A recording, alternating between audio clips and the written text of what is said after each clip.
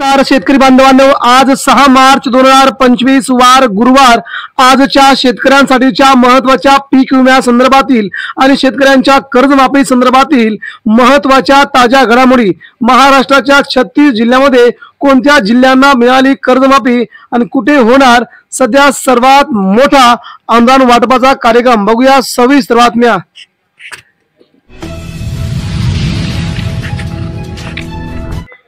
आंबा लिलावातून संशोधन केंद्राला 16 लाखांचे उत्पन्न, हिमायतबाग केंद्राला मिळाली दुप्पटीपेक्षा अधिक रक्कम, शेतकऱ्यांना झालंय जवळजवळ 16 ते 20 लाखांचा फायदा।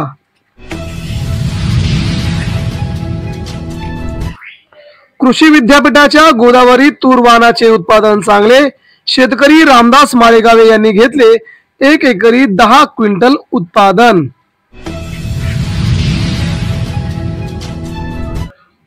टाकाऊ अन्नपदार्थांमुळे बांधकामास मजबूती, IITचे अभिनव संशोधन, कार्बन उत्सर्जन घटत असल्याचाही केलाय सर्वात मोठा दावा।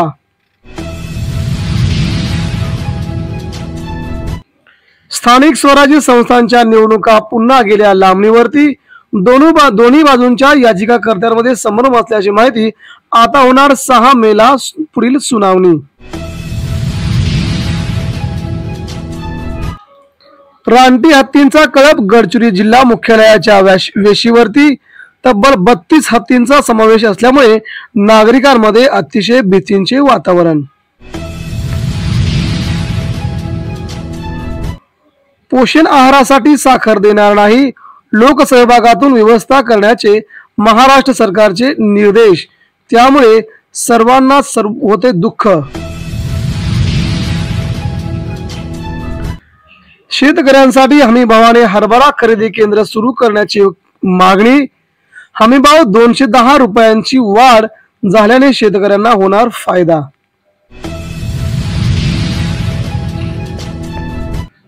दूध उत्पादकांना थेट अनुदान वितरित करू, मंत्री अतुल सावे यांचे आश्वासन, त्यामुळे शेतकऱ्यांना मिळणार सरसकट अनुदान त्यांच्या खात्यावरती। केवायसी होत नसल्याने वयोवृद्ध रेशनवरील धान्यापासून वंचित, त्यामुळे केवायसी करून घेण्यासाठी होतोय त्यांना खूप मोठा त्रास।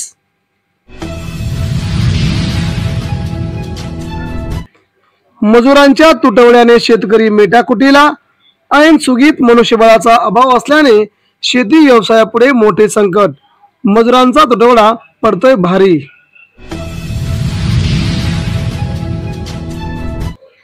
सुका हिरवा वाटाणा झाला स्वस्त, नवीन आवक झाली सुरू, दर आवाक्यात राहण्याची शक्यता, त्यामुळे शेतकऱ्यांना देखील होणार फायदा।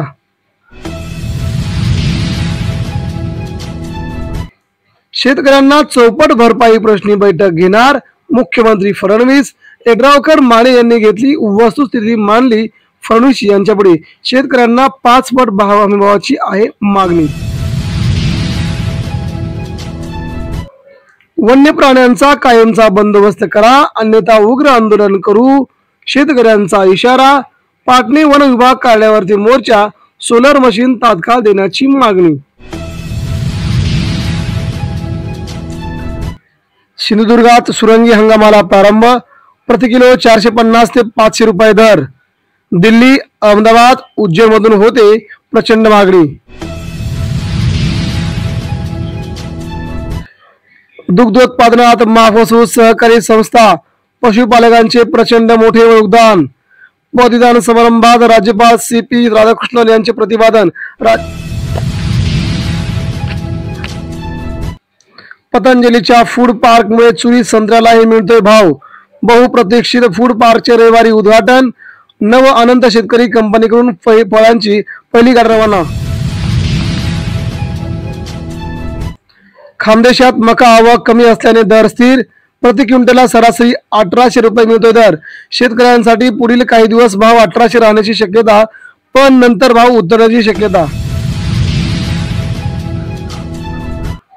भरड धान्याचा वापर वाढला पाहिजे, इम्डाच्या वतीने भरड धान्यातील संधी विषयावरती तज्ञांचे मार्गदर्शन, शेतकऱ्यांना होणार याचा दुप्पट फायदा। कमाल तापमानाचा आलेख चढता, पुढील 8 दिवस महाराष्ट्रात तापमान वाढीची शक्यता, 15 मार्च नंतर ढगाळ हवामान.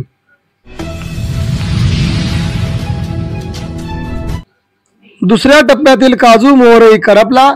सिंधुदुर्ग जिल्ह्यात उत्पादनात मोठी घट होण्याची शक्यता, हवामानामुळे शेतकऱ्यांना होतोय खूप मोठा तोटा.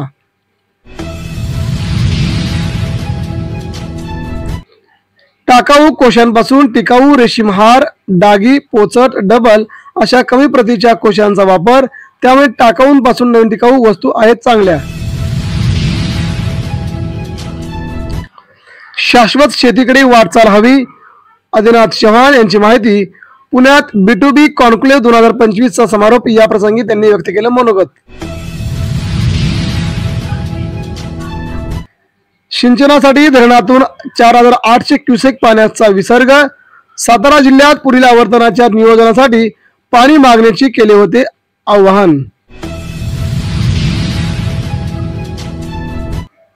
120 प्रगतीशील शेतकऱ्यांना परदेशवारीचे गिफ्ट.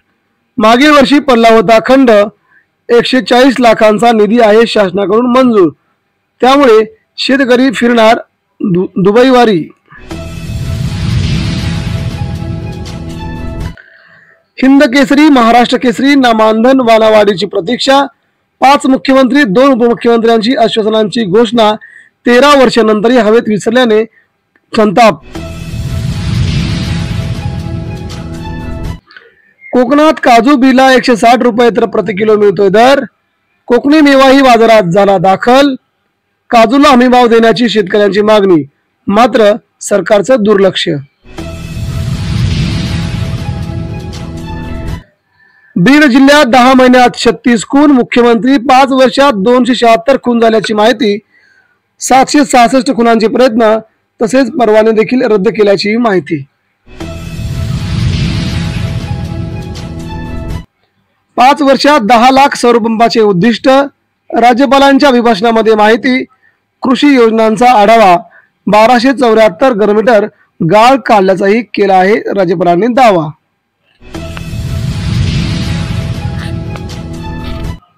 खाद्यतेल भडकणार. महागाईच्या झळा तीव्र.